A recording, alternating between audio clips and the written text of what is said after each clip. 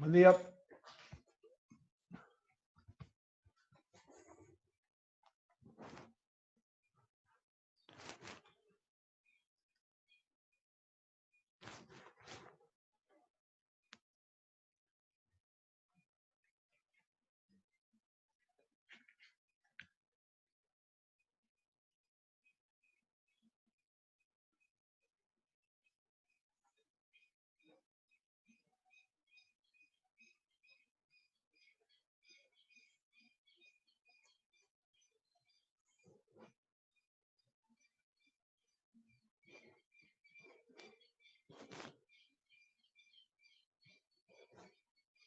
Que tengáis toque. Muchas gracias por el beat.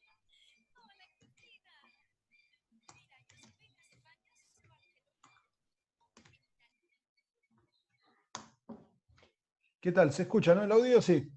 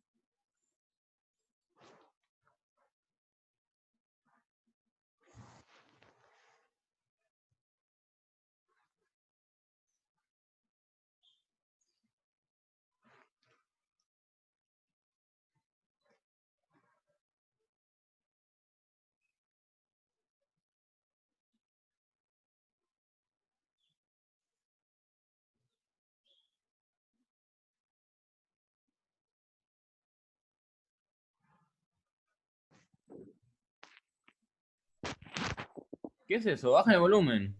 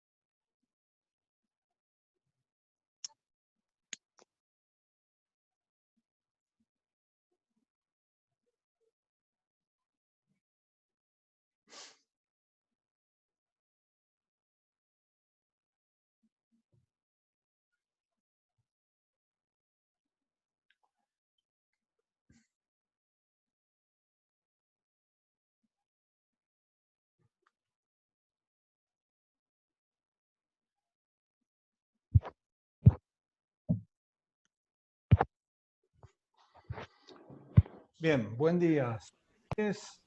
Yo tengo las 10:01. A medida que se vaya sumando gente, los admito y listo. La idea de hoy, yo insisto con el tema de las cámaras. Bueno, en fin. Posiblemente después dejemos Zoom y les grabe algo y se los mande y listo. Ahí veo quién. Alan abrió cámara 1. Buen día, Alan. Les decía, la idea de hoy yo voy a estar solamente 40 minutos porque a las 11 tengo otra reunión. Tratemos de optimizar el tiempo. La idea de hoy Buen es, día a todos. ¿cómo andas, Gretel? Muy bien. Ver una imagen de integración de las 5 primeras unidades. Me tomo 2 minutos para algunas recomendaciones. Traten de hacer todos los cuestionarios que hay de tu evaluación. Traten de hacer todos los prácticos que hay disponibles. Todas las herramientas y recursos que pusimos a disposición de ustedes en el campus, úsenlos. Úsenlos. Me parece a mí que es la mejor forma de estar preparados al momento de rendir los exámenes, que es en definitiva lo que les importa a ustedes, por lo menos en el plazo más corto, en el plazo inmediato. Sí, lo que noté es una baja en las visualizaciones de los videos, de las guías audiovisuales que están colgadas en YouTube. Muchos vieron la primera unidad, muchos la segunda, unos cuantos la tercera, algunos la cuarta y muy pocos la quinta. Eso es lo que noté. Traten de no dejar eso para el final porque se les va a acumular y se les va a desvolar un poco todo. ¿Alguien tiene alguna consulta puntual que hacer antes de arrancar? ¿No? Ok. Entonces, esto yo entiendo por ahí no es lo más claro, ¿no? Este mapa mental. En realidad es más que nada una ayuda a memoria mío que otra cosa. No se asusten. No es muy gráfico ni muy amigable por lo que estoy viendo acá. A ver, fíjense que está armado esto en 5 colores, uno por unidad. Y lo que intenté ahí fue reflejarles un poco cómo se vincula cada una de las 5 unidades. Lo que voy a hacer es ir punteando con la ayuda de Gretel, no sé si Juan Pablo ya se conectó, ir punteando los temas. Donde hay algo que preguntar, frenan y lo tratamos de profundizar un poco. Tengamos en cuenta sí que tenemos 30 y pico de minutos para ver esto, no mucho más, y lo vamos a tener que hacer por lo menos de mi parte en ese tiempo porque tengo otro compromiso a las 11 en punto. ¿Sí? La primera unidad que vimos es la unidad de la administración. Y ahí nosotros hablamos del concepto de administración, el contenido de la administración, y hay ahí una derivación que dice TGA, la Teoría General de la Administración, y charlamos un poco acerca de las 6 variables que estudia la administración y cómo fue evolucionando a través del tiempo, ¿no? Es decir, alguien preguntó, recuerdo, en esa reunión de Zoom, la importancia de las variables y qué pasaba con cada una conforme había pasado el tiempo, y respondimos alguna pregunta. Y estudiamos, por supuesto, el administrador, que es el tipo que lleva adelante las principales funciones y protagoniza los procesos que involucran la administración. Y para analizar al administrador vimos 3 enfoques. ¿Se acuerdan cuáles eran los 3 enfoques que vimos? No. El de funciones, Sí. por roles Sí. y por las tareas era. No. No recuerdo. No. Roles o papeles, que es el enfoque de Mintzberg, y ahí vimos 3 grupos ¿se acuerdan, no? 3 grupos de roles. Los que tenían que ver con la toma de decisiones, los que tenían los roles de tipo interpersonales y los roles vinculados al manejo de la información. Sí. ¿Y cuál era el tercero? En las habilidades. Claro. Exactamente, hablamos de habilidades conceptuales, humanas y técnicas. ¿Sí? Y las habíamos vinculado, exactamente, y las habíamos vinculado con las posiciones jerárquicas que los administradores ocupan. Y dijimos, entre otras cosas, que conforme se ascendía en la escala jerárquica, eran más importantes unas de esas habilidades. ¿Cuáles? Las conceptuales, las que permitían una visión estratégica, un nivel de abstracción mayor que en el caso de las habilidades técnicas. Y ahí vimos algunos ejemplos. Siguiendo con la administración, luego del contenido hablamos del objeto de estudio. ¿Cuál era el objeto de estudio de la administración? Las organizaciones. Y ahí desembocamos Perdón. Y ahí desembocamos en la segunda unidad, que es la unidad de las organizaciones. De las organizaciones dimos un concepto, una definición. ¿Recuerdan? Unidades sociales, construidas o reconstruidas. ¿Quién la completa?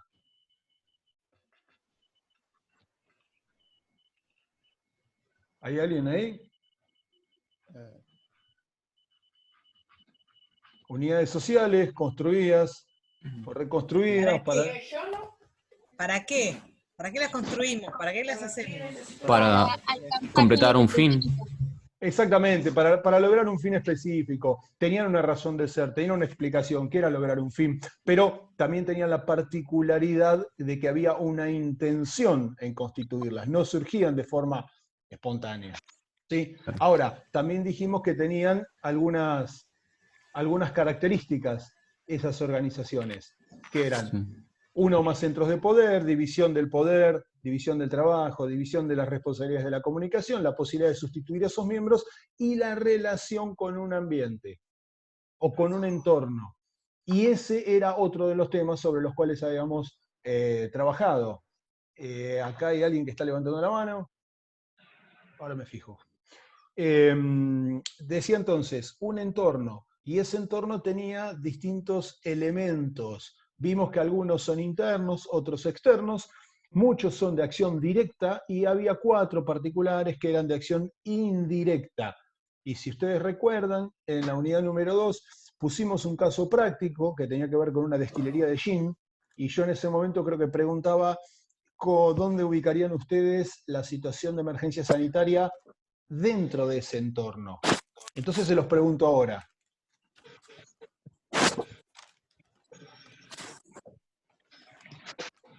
Y habíamos llegado a una conclusión de que más o menos podían ser las 4, depende de cómo lo argumentes. Exactamente, habíamos charlado de eso. Perfecto. En la unidad de organizaciones también vimos una clasificación de organizaciones o una tipología que es planteada por una socióloga alemana, Renata Mainz. Y ahí dijimos que las organizaciones las podríamos clasificar en 3 grupos. Las organizaciones de coexistencia, de actuación y de resultado. Y las caracterizamos cada una de ellas. Vimos que las de coexistencia tenían como finalidad básicamente el desarrollo de relaciones interpersonales de sus miembros. Las de actuación, por el contrario, buscaban lograr un determinado efecto sobre un grupo que también pertenecía a la organización. Y ahí ejemplificamos con las escuelas o las cárceles, unas organizaciones de actuación voluntaria en el primero de los casos y forzosa en el segundo. Y finalmente hablamos de las organizaciones de resultado, y a su vez las clasificamos en 3 grupos. Las de identificación de valores, de intereses, y en tercer lugar las de beneficio. ¿Había algún problema para entender este tema? No. Hago una pausa acá. Mili Santorsola pregunta cómo fue evolucionando, eso no lo vi. Abrí el micrófono, por favor, Mili. Entiendo que te referís a la evolución de la administración, de la teoría general de la administración. Me había preguntado eso, pero ya me acuerdo, sí, lo había visto. Disculpa. Perfecto, porque Oriana contesta abajo, estaba en el video como una línea de tiempo. Lo que estaba en el video Oriana como una línea de tiempo era la evolución de la responsabilidad social empresarial. ¿Oriana está?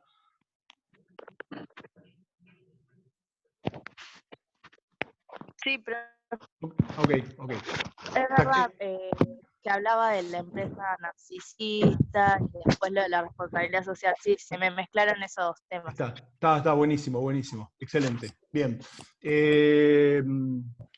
Sigo. Mariano, Sí, Gretel, decime. perdón, lo que yo no veo en este cuadro, y quizás venga después, pero por las dudas interrumpo antes de que avances, Dale. es el tema de las funciones del directivo. Sí, a ver, es un mapa mental, en realidad es un machete mío, es una ayuda a memoria. Bien, lo que yo quería decir es que dale, mételo. para el orden en el que nosotros nos manejamos, sobre todo con la práctica, cuando vemos organización y la administración, este año sumamos al administrador, y ahí los chicos tienen que acordarse de las funciones del directivo de Salena de Mintzberg y la clasificación. Sí, fíjate abajo a la izquierda donde dice el administrador, Antes Sí. de enfoques estaría ahí. Sí, ni Por lo ahí. mencioné, estoy yendo a los títulos, más que Está nada, bien. sí. Yo más que nada Perfecto. para que si quieren apuntarlo para sus prácticas, bueno, iría por ahí, vendría por ese lado. ¿Les Sobre quedó, todo, chicos, aclara solo eso. les queda claro el comentario de Gretel? Facundo dice que sí, Sí, acá veo. y nadie más dice nada. Bueno, que callo otorga. Sigo con la unidad número 2 entonces. Dijimos elementos del entorno y había algo en particular que se vinculaba al entorno y a veces a los elementos internos, sobre todo a los empleados y en gran medida a los elementos externos y al medio natural, que era la responsabilidad social empresaria. Y nosotros la definíamos a través de algunas actitudes, siguiendo un trabajo del doctor Bernardo Klicksberg, argentino, que lo citamos. Ahora, ¿cómo vinculamos la unidad 1 y la unidad 2 a las otras 3 unidades que nosotros desarrollamos hasta ahora? Bueno, a través de los procesos. Así como la administración se vincula a la unidad de las organizaciones, porque las organizaciones son el objeto de la administración, los procesos que tienen lugar en las organizaciones constituyen las siguientes 3 unidades que nosotros estudiamos. En primer lugar, estudiamos el proceso de toma de decisión. ¿Qué vimos de decisión? El concepto, la definición, qué implicaba decidir. Y dijimos además que las decisiones se podían clasificar, por lo menos en principio, de dos formas: decisiones programadas y decisiones no programadas. Y vimos en qué casos tenían lugar unas y en qué casos tenían lugar otras y cuáles eran las diferencias entre ambas. E incorporamos un concepto a la toma de decisiones que es el concepto de la racionalidad. Pregunto, ¿alguna duda con el concepto de racionalidad? No. Vamos que siempre lo Yo preguntan. te doy una definición y vos a partir de eso me decís cómo más o menos estoy. Dale, Facundo, adelante. La racionalidad sería anteponer un valor frente a otros a la hora de tomar una decisión. A ver, yo empezaría distinto. Yo diría, ¿las decisiones que tomamos son decisiones racionales? No del todo. Claro. ¿Cómo tomamos decisiones? Se trata de buscar la mejor alternativa. Andrés, a ver, ¿te compraste algo recientemente por internet, Andrés? Sí, ¿Qué te compraste? ¿Se puede contar? sí, zapatillas. Zapatillas. ¿Qué zapas compraste? Y las que están en mejor calidad, precio y marca, obviamente. ¿Qué usás? ¿Adidas, Nike? Unas Nike, Janowski. Ese modelo no conozco. Mi hijo es bastante fanático de las zapatillas. Y mi hijo intenta explicarme a mí que las compra porque están en oferta, porque son modelos exclusivos. Estoy repitiendo lo que él me dice. Porque es un modelo que ahora sale a la venta, pero que después en reventa va a estar mucho más caro. Expone muchas explicaciones que uno diría, che, qué bárbaro, qué tipo racional para tomar decisiones. ¿Cómo analiza el precio, la calidad? ¿Cómo va a evolucionar el precio del producto? Y en realidad las compra porque le gustan. Y a veces las compra por calentura, porque están buenísimas y las quiero tener. Y ese tipo de decisiones no responden al cerebro racional, responden al cerebro emotivo. Y en general, las decisiones que tomamos los seres humanos no son decisiones racionales, son decisiones de tipo emotivo o más aún, son decisiones que tienen que ver con la supervivencia. Muchísimas veces que es el cerebro más chiquitito que tenemos los seres humanos, el reptiliano. Entonces, vuelvo a la pregunta. ¿Tomamos decisiones racionales? Muy pocas veces. No. Lo que hacemos es tomar decisiones emotivas en general y luego buscamos una explicación o una justificación de tipo racional, que sería aquella, como bien decían ustedes recién, Facundo y Andrés, la elección según un determinado sistema de valores de la mejor alternativa de acuerdo al objetivo que tengo. Traducido, me quiero comprar zapatillas. A ver, vamos a ver qué zapatillas tenemos disponibles para comprar. Hagamos una tabla comparativa de precios y calidades y durabilidad de las zapatillas. ¿Qué uso le voy a dar? Y luego de analizar todo eso, elijo cuál comprarme. ¿Alguien hace eso cuando compra zapatillas? Pocos. Por ahí alguno que entrena, y estoy pensando, alguien que corre, por ahí sí se fija si tiene bus las zapatillas, la tecnología de la suela, es algún análisis, pero en general no tomamos decisiones racionales. En general no. Porque además, lo cierto es que la racionalidad, y ahí está señalado, tiene limitaciones muchísimas. No conocemos toda la información que hay disponible, por lo tanto no podemos conocer todas las alternativas. Y de las pocas que somos capaces de conocer, no somos incapaces de construir las consecuencias de elegir cada una de esas. Además tenemos limitaciones de tiempo, limitaciones de dinero. Y entonces aparecen esos atajos, las heurísticas, formas de tomar decisiones frente a las limitaciones de la racionalidad. Aparece la intuición. Pero ¿qué pasa? La intuición y los atajos tienen consecuencias negativas también. Nos ayudan a tomar decisiones. Fantástico. Pero ojo, porque hay riesgos también. También hay riesgos. Frente a esto, ¿qué planteaban los autores que estudiamos? Tratar de, en algunos momentos, pensar en decisiones grupales. ¿Por qué? Porque a veces son soluciones superadoras de las decisiones individuales. Los sesgos de los que habla Kahneman se superan muchas veces a través de decisiones grupales. Una consulta sobre las heurísticas. No tengo Dale. muy definido qué son. Atajos, herramientas que te permiten tomar decisiones siguiendo, entre otras cosas, lo que se llama intuición informada. Costumbres. No son procedimientos preestablecidos para tomar decisiones. Tienen que ver con la prueba y el error, tienen que ver con el ensayo, tienen que ver con la experiencia. Esos son las heurísticas. Ok, gracias. No, al contrario. Y finalmente, siguiendo con el tema de decisiones, vimos el proceso. ¿Qué hicimos? Lo explicamos a través de etapas y vimos de qué se trataba cada una de las etapas. ¿Hasta acá estamos? ¿Bien? Gretel, Juan Pablo, ¿algo que agregar? ¿No? Sigo. El segundo proceso que vimos, seguimos vinculándolo con las organizaciones, es el proceso de comunicación. Y empezamos diciendo qué significaba comunicar. ¿Qué significa comunicar? Pregunto. Habían dicho que era transferir y comprender significados y además que era una construcción social de significados. Perfecto, Alan, bárbaro, perfecto. Entonces, si es transferir y comprender, la definición ya nos está diciendo que hay dos partes. Alguien que transfiere y alguien que comprende. Es decir, que la comunicación de un solo individuo no sería comunicación.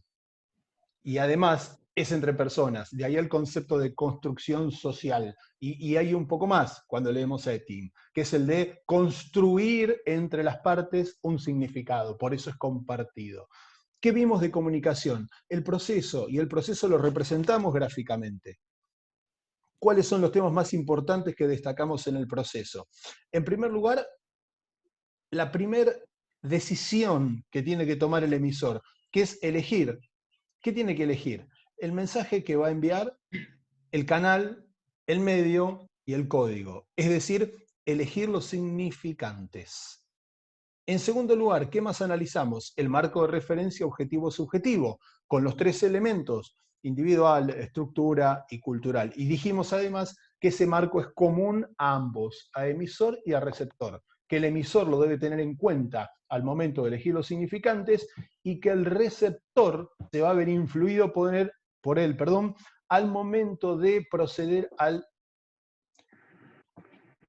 proceso de significación y connotación, que es el tercer elemento importante en el proceso. Significación, asignar significado al mensaje que recibe. Connotación, ponerlo en contexto.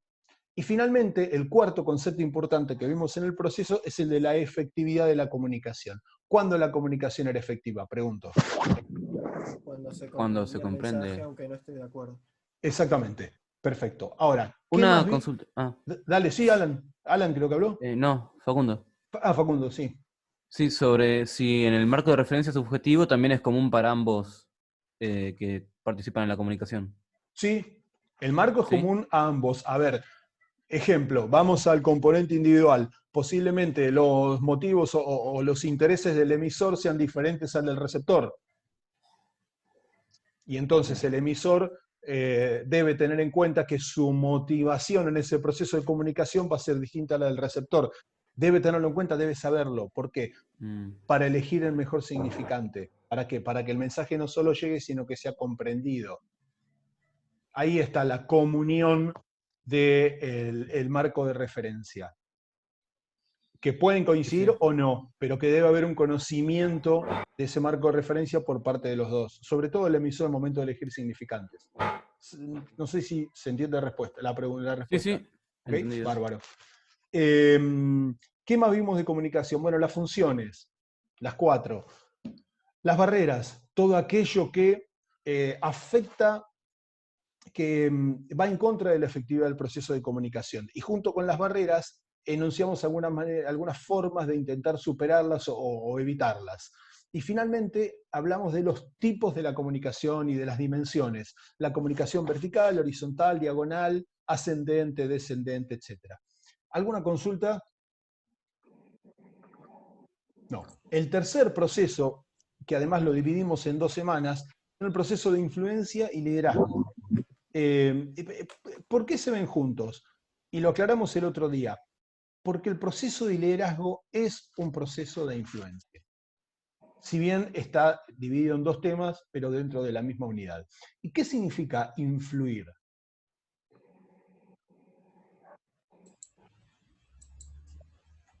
Es que una persona o grupo logre inducir a otra de que haga algo o que, de que modifique su comportamiento en pos de lo que quiere el primer individuo o grupo. Exactamente. Todo el mundo lo escuchó eso, ¿no? Lo de Alan. ¿Sí? Yo no. ¿Lo podés repetir, Alan? Sí, que es básicamente que una persona o grupo lo que quiere hacer es inducir a otra persona o grupo de que modifique su comportamiento en pos de lo que quiere. Básicamente. Bien, perfecto. ¿Se entiende ahora entonces, no? El concepto de influencia. ¿Sí? Bien, ahora, ese proceso de influencia también lo podemos explicar a través de elementos. Alguien o varios que influyen, alguien o varios que son influidos y un nexo entre las 2 partes, es decir, los medios. Nosotros cuando hablamos de medios de influencia o de formas de influir, vimos 2 autores. Seguimos el libro de Scott y Mitchell, para quienes hay 4 formas de influir: la coerción, las sanciones positivas o negativas, etc. Y Simon... ¿Qué vamos? ¿Qué? ¿Qué más? No, estoy en clase con el celu. Ah, bueno. No. Me perdí. Estábamos en Simon. Decía, y Simon, para quien plantea 3, la sugerencia, la persuasión y la autoridad. Alguien el otro día en el foro preguntó de nuevo la diferencia entre sugerencia y persuasión. La respuesta está publicada en el foro de la teoría. Y uno de esos 3 medios, nosotros lo tomamos y lo desarrollamos mucho más, que es el de la autoridad. ¿Sí? ¿Qué era la autoridad? Era o implicaba que un sujeto o un grupo ponía en suspenso sus facultades decisorias, no decidía, mejor dicho, a veces decidía no decidir porque otro decidía por él. Y el marco dentro del cual se producía esa relación particular la llamábamos área de aceptación. Y era un espacio físico o temporal o laboral dentro del cual existía esa relación de autoridad, y fuera de ese espacio no existía la relación de autoridad. Y vimos también que había algunos factores o elementos que determinaban cuán grande o pequeña era esa área de autoridad. Dijimos algo también de los conflictos de autoridad. Bueno, eso no entiendo yo que no tiene demasiado grado de dificultad. El principio de unidad de mando, básicamente. Pero lo que sí es importante y relacionado con el área de aceptación son las fuentes de legitimación, en cuyo caso seguimos el planteo de Max Weber. ¿Por qué un sujeto era capaz de evitar decidir y permitir que otro decidiera por él? Y ahí Weber citaba la tradición, la fuente legal racional, el conocimiento experto y el carisma como fuentes de legitimación, es decir, como maneras de explicar la existencia de esa área de aceptación. Nos quedan 10 minutos, creo que llegamos.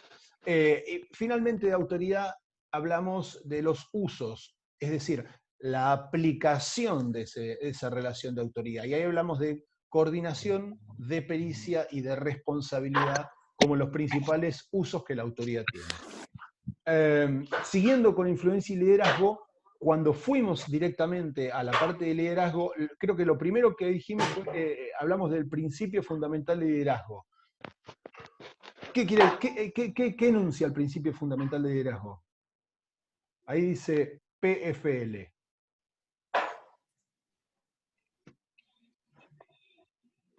Es lo de que las personas tienden a seguir a la gente que la gente que le ayude a cumplir sus metas. Exactamente. ¿Por qué alguien sigue a otra persona? Bueno, porque posiblemente piense o perciba que eso le va a generar un beneficio. Por ejemplo, que le va a ayudar a lograr sus fines personales. Bueno, esa es la explicación, entre otras, que comprende el principio fundamental de liderazgo. Cuando hablamos de líderes, dijimos que veíamos 3 enfoques para analizar los líderes. El enfoque de los rasgos, que creo que pusimos un ejemplo de Gandhi y de Hércules, ahí me acordé. Y dijimos que obviamente era un enfoque descartado. En segundo lugar, hablamos de los enfoques que tienen que ver con el comportamiento del líder, y ahí vimos el de Cartwright, que es el de cómo utiliza la autoridad del líder, que había 3 casos: autoritario, democrático y liberal. Y en segundo término, los 4 sistemas de Rensis-Likert: explotador autoritario, autoritario benevolente, participativo de grupo y el consultivo. Y finalmente, el tercer enfoque que vimos es el enfoque contingencial. Y en ese caso, el único que nosotros seguimos de todos los contingenciales que hay es el de Fred Fiedler. Que básicamente, ¿qué dice Fiedler? Que el líder debe adaptar, o creo que la palabra de la traducción es armonizar, pero es adaptar su estilo a la situación. Y que la situación no es solamente el contexto, el entorno en el cual se toman las decisiones, sino que también tiene que ver con sus subordinados, con la gente que trabaja. Entonces es la personalidad y el estilo propio del líder, más la situación, más la gente con la que trabaja, más sus subordinados. Y Fiedler, ¿qué es lo que plantea? Que hay 2 estilos, uno enfocado a la tarea y otro orientado a las personas. Y él dice que cuando las situaciones son absolutamente favorables, el líder, ¿hacia dónde debe enfocarse? Hacia las tareas. Bien, y cuando la situación es absolutamente desfavorable, También hacia las tareas. también. Y en las zonas grises, hacia las personas. ¿Cómo hace para determinar cuándo la situación es absolutamente favorable o está en una zona gris? Analiza 3 factores: el poder formal que el líder tiene, el grado de estructuración, es decir, de facilidad para explicar una tarea que hay que llevar adelante, y en tercer lugar, cómo es el vínculo que tiene el líder con sus subordinados, si es muy bueno o si no lo es. Esto es un apretadísimo resumen de los títulos de las 5 unidades. Mi idea era que vieran cómo se integraban los temas, solamente eso. Esto yo se los puedo pasar, pero la verdad que no creo que les sirva mucho, son títulos nada más. Si quieren yo les paso el link, no tengo drama, igual la clase queda grabada y la subo. La semana que viene y la otra ustedes vamos todos a seguir viendo 2 unidades más. Y después nos va a quedar una semana más para utilizarla para revisión de todos los temas previos al parcial. Con lo cual, la reunión de hoy no era una clase de repaso, sino era solamente esto, una forma de tratar de visualizar la integración de los contenidos. Yo diría, traten de volver a revisar todo material audiovisual. Yo sé que a veces leer un libro resulta complicado, pero bueno, miren los videos que preparamos y traten de leer el material también. Traten de leerlo. Manden todas las preguntas y consultas que tengan, las respondemos todas. Traten sí de hacerlas siempre por los foros, porque de esa manera la respuesta queda visible para todos. Si ustedes la mandan me ha pasado que mandan algunas consultas por privado y yo les respondo: mándenme la pregunta al foro que la contesto por ahí. Así todos pueden ver la respuesta. Preguntas, comentarios, lo que quieran. Mientras miro el chat. Para el parcial, entran solamente las primeras 5 unidades o esas 2 que dijiste que vamos a ver también? Las primeras 5 unidades solamente. Ok. O sea, los temas que entran en el parcial ya los dimos todos. Exactamente. Yo tengo una consulta sobre la influencia en Dale. torno a la forma de legitimar la autoridad, y me genera a veces mucha confusión la forma legal y el conocimiento experto, porque las asocio mucho. Si me pueden hacer una diferencia concreta. Perdóname, repetila, estaba contestando una consulta de Oriana acá. Discúlpame. No pasa nada. Dale de vuelta. Forma de legitimar la autoridad legal y Sí. conocimiento experto. Sí, perfecto. ¿Cuáles serían las diferencias? Está. A ver. Bueno, yo siempre caigo en el ejemplo de iba a decir, del confinamiento de la cuarentena. Pero, a ver, pensemos en... ¿Quién preguntó? ¿Facundo? Sí. ¿Hacías algún deporte de equipo? No. ¿Hacías? Hice. ¿Y qué jugabas? Básquet. Básquet, tenías un técnico. Sí. Ok.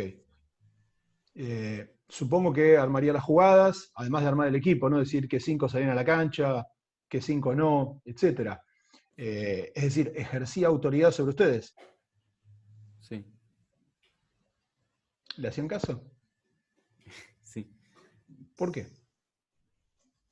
Y porque era el que manejaba las cosas. ¿Y quién lo puso ahí? El club.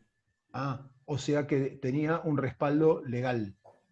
Alguien Sí. con poder lo designó y lo contrataron y le asignaron el título de entrenador o técnico, coach, o como lo llamaran. Es decir, que ustedes le hacían caso, ponían en suspenso sus facultades decisorias porque legitimaban su autoridad desde el punto de vista legal. ¿Se entiende? Claro, pero también no lo Ahora, estás legitimando por el conocimiento que tiene. Ahora voy, todavía no terminé. Ah, ok. Ahora, supongamos que para ustedes el tipo no sabía nada de básquet y las jugadas que planteaba no eran las que correspondían según el partido, según el rival. Y no le Claro. hacían caso. Entonces, en algún momento existía un área de aceptación legitimada por la fuente legal, pero en otro momento no había área de aceptación y jugaban como ustedes querían. ¿Por qué? Porque no lo legitimaban a través del conocimiento experto. A veces entran en conflicto las fuentes de legitimación y una debe primar sobre otra, porque si una no prima sobre otra, se rompe la relación de autoridad. Te voy a otro ejemplo. ¿Qué pasó? ¿Cómo se llamaba el pelado que dirigía la selección de fútbol argentina? Sampaoli. Sampaoli, ahí está, Sampaoli. ¿Qué pasaba? No sabemos si es verdad o no, pero ¿qué se decía que pasaba? ¿Quién ejercía la autoridad dentro de ese vestuario? ¿Sampaoli, que debería tener la legitimación legal, o los jugadores que no le reconocían el conocimiento experto? Supuestamente los jugadores hacían todo. Supuestamente, no había relación de autoridad. No había relación de autoridad. Podría pasar, Dale, perdón. queda un minuto, en un minuto yo por lo menos me tengo que ir. Pero Bueno. dale No, tranquila, pero dale tranquila. Rápidamente, podría pasar que en alguno de estos equipos, o que en un equipo de trabajo, aparezca alguien que sin ser el jefe, sabe mucho de algo, y se convierte en nuestra persona de referencia a la que seguramente le hagamos caso, aunque quizás no tiene el papel, cartel o el sueldo de jefe. Pero sin embargo, sabemos que es el que sabe, que hace un montón que está en la empresa, que nos dijeron cualquier cosa, le preguntas a esa persona. ¿Esa persona legitima su autoridad? Simplemente porque sabe. Porque estudió, porque tiene muchísima experiencia. Y quizás no es la persona que tiene legalmente, si vienen a hacer una inspección, no va a ser el que tiene autoridad. Va a tener que responder otro. ¿Me explico? Por ahí como para que se imaginen lo que es el conocimiento experto. En un trabajo nuevo por ahí te dicen, habla con esa persona que es la que sabe. Y listo, no hablo más, así podemos despedirnos. Chicos, queda menos de un minuto. Yo me tengo que ir hoy.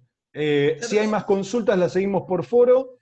Y nada, nos vemos la semana que viene. Quedó más o menos el tema. Ahora les